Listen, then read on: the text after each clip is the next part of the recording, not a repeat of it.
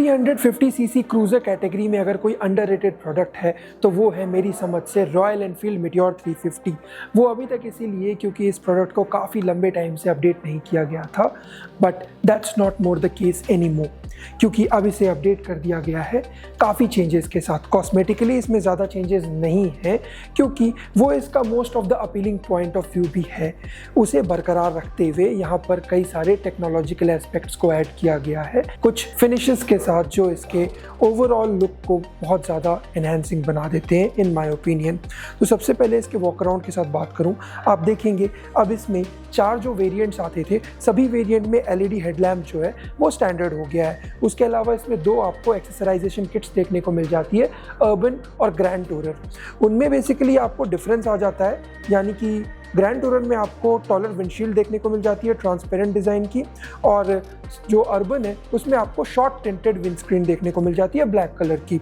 और आप देखेंगे कि ग्रैंड टूरर में आपको क्रोम एग्जॉस्ट देखने को मिल जाता है, मोर ऑफ क्रोम का यूज़ देखने को मिल जाएगा, और वहीं अर्बन में ब्लैक आपको फिनिशिंग देखने को मिल जाएगी इंजन पे, एग्जॉस्ट पे और बहुत सारे साइकिल पार्ट्स पर। तो ये मोस्टली डिफरेंस है। आप देखेंगे कि जो इसका हैंडल बार प्रोपोजिशन है वो भी चेंज किया गया है। इसका रेक एंगल तो अभी भी 26.7 डिग्रीज का ही रखा गया है, बट अब इसमें आपको शॉर्ट ट्यूबुलर और साथ ही hydroform set of handle bars देखने को मिल जाते हैं। फेंडर वगैरह की क्वालिटी अभी भी बहुत अच्छी है। हाँ, अपडेट के साथ दोबारा सुपरनोवा ब्लैक का रिटर्न हुआ है और 6 डिफरेंट न्यू कलर्स ऐड कर दिए गए हैं मीटियोर 350 के साथ। इंजन आपको वही सेम 349 सीसी का जे सीरीज 2 वॉल्व मोटर वाला देखने को मिल जाता है, जो आपको सिंगल सिलेंडर यूनिट है। ये आपको पावर प्रोड्यूस करके देता है 20.2 bhp की और 27 न्यूटन मीटर का टॉर्क डिलीवरी दे देता है। टैंक की आप बात करेंगे तो 15 लीटर्स का आपको टीयर ड्रॉप टैंक देखने को मिल जाता है, और अब ये E20 कॉम्प्लायंट आता है।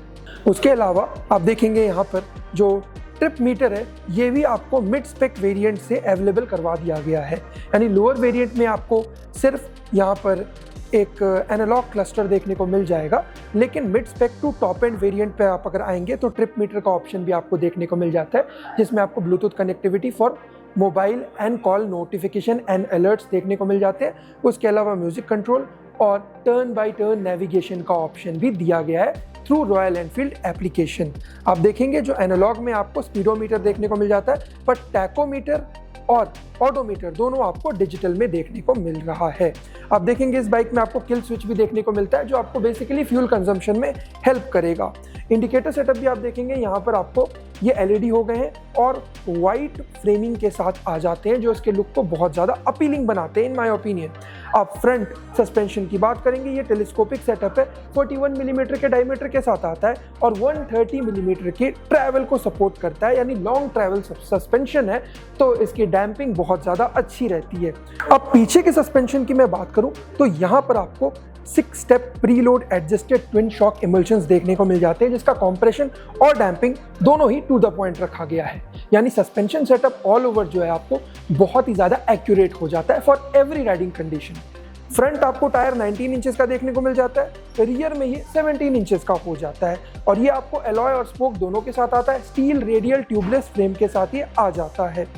आप देखेंगे आपको यहाँ पर ब्रेकिंग डिपार्टमेंट में डुअल चैनल ABS सपोर्ट होता है। फ्रंट में आपको 300 मिलीमीटर की डिस्क देखने को मिल जाती है और रियर में 270 मिलीमीटर की, और फ्रंट में आपको मिल जाता है dual piston radial caliper, rear में मिल जाता है single piston axial caliper. Dual channel ABS supported है ये, बट स्विचेबल नहीं आता है। और एक्सेसरीज की आप बात करेंगे जैसे कि बैकरेस्ट आपको देखने को मिल जाता है। उसके अलावा आप as an option pannier, saddle bag, stop box ये सब ले सकते हैं, बट वो एक एडिशनल कॉस्ट पर आएगा, वो ग्रैंड टूरर या अर्बन का पार्ट नहीं है। सीट की आप बात करेंगे तो 785 मिलीमीटर की सीट हाइट आपको देखने को मिल जाती है, तो कई सारे हाइट्स के लिए इजीली एक्सेसिबल हो जाएगा। हाँ, इंजन की मैं बात बताऊं, ये अभी भी एयर कूल्ड ही है और SOHC यानी सिंगल ओवरहेड कैम के साथ आता है, बट एक्सट्रीमली रिफाइंड हो गया है क्योंकि इसे ट्यून किया गया है हायर और लोअर गियर्स के अकॉर्डिंग। तो लोअर गियर्स पर हायर RPM अचीव इससे अब किए जा सकते हैं, और हायर RPM पर लोअर गियर्स का जो स्विचिंग होता है वो बहुत ज़्यादा ईज ऑफ कंफर्ट के साथ अब आपको मिलेगा। आप देखेंगे जो लिवर्स हैं यहाँ पर अब आपको स्लिप एंड असिस्ट क्लच देखने को मिल जाता है, सो रियर टायर व्हील लॉकिंग अब इसमें नहीं होगी, आप उससे बच सकते हैं।